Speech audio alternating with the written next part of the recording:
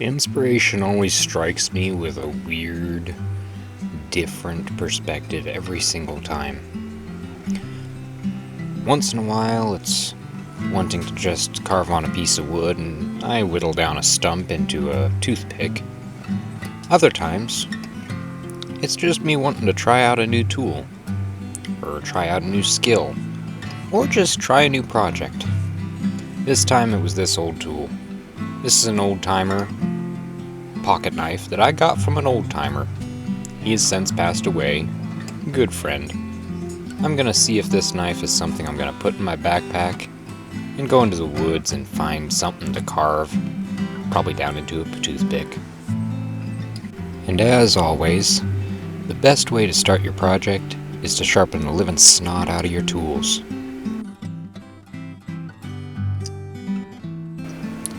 Sometimes it's a good thing to step away from the extra complexity of life. I turn off my phone once in a while and go out in the woods, and I usually bring an axe with me, not a chainsaw. It's nice to not blow your eardrums up when you forget your earplugs. And it's also just to get back to the basics. Society right now seems to like complex things that are engineered to work just so.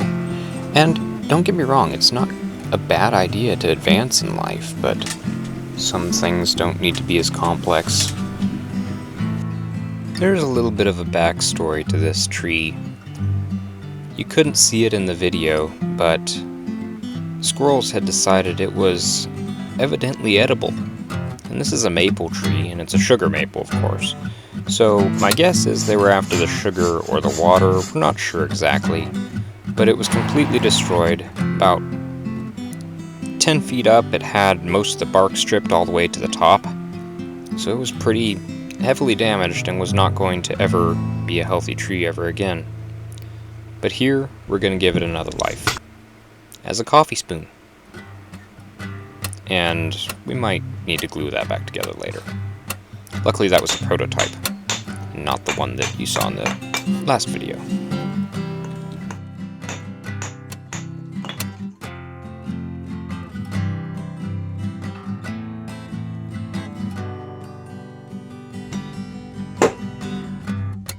So I've got the rough shape laid out. I'm not going to cut this out with the hatchet because I do draw a line somewhere where I'm going to risk my fingers.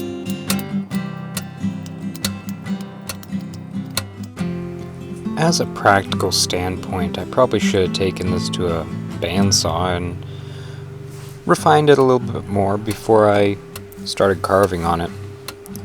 But I kind of wanted to also see how long it would stay sharp. I did end up touching it up halfway through, but it was more out of a I want this thing to be really nice and sharp to make my life easy, not it was dull yet. I usually don't bother taking something down this far from this rough of a shape with one knife, and I usually use the bandsaw. But I wanted to slow it down, enjoy the process, work with the grain of the wood. It's a great way of understanding what your other tools are doing when you're working with wood this way. You have to come at it from different angles, approach it from different sides, and experience tear out in a whole nother format when you're forcing yourself to work through it slowly like this. Even if it takes you a long time, there can still be a practical purpose for a spoon like this. If it takes you more time to build it than you think it was worth it and you could have bought a spoon, it's not really the point of the project. If it was just to build a spoon, you'd buy a spoon, right? The point of this project was to enjoy it, slow it down, not be stressed about trying to get something done.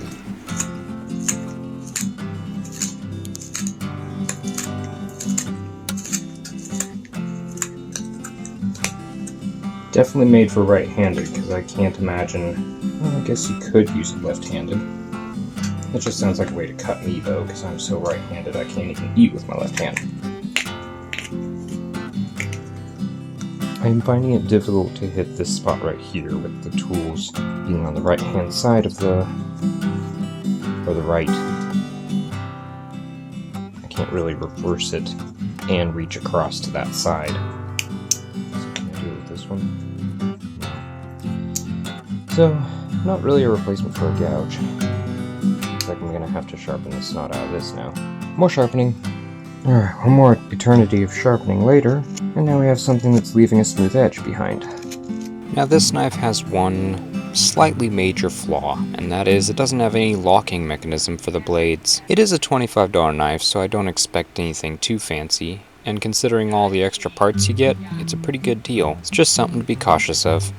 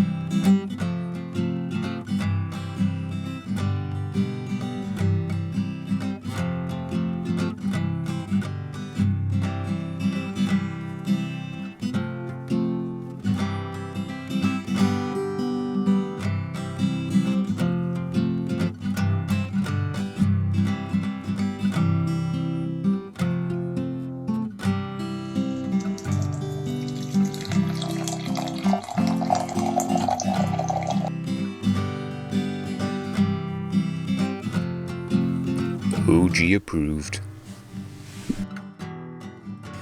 By the way, my second spoon, I went ahead and cheated a little bit and used the bandsaw as well as this wonderful gouge, which alone costs more than the one knife.